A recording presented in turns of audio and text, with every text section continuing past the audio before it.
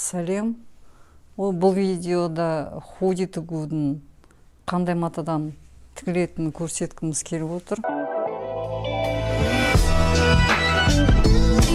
Осындай көк түсті бізде трехнитка с начесом деген болады.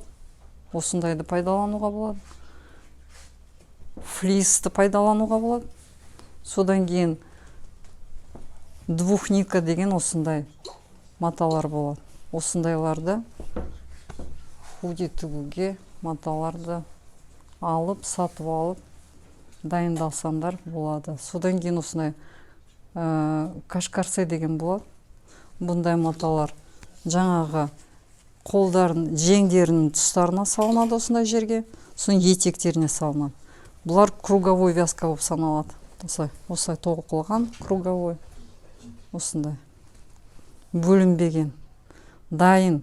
Сонда мынау етегіне, содан кейін қолдың жеңдеріне салынады.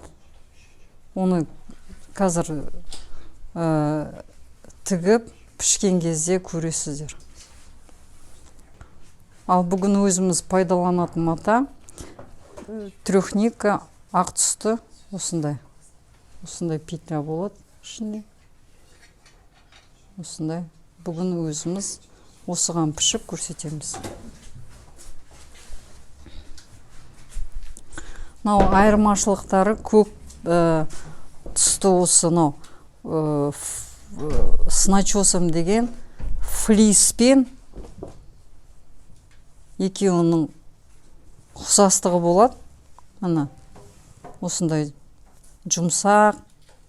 Бірақ мынаның бетінде лицевой вязка тоқылған трикотаж болады, а бұл флиста ондай жоқ.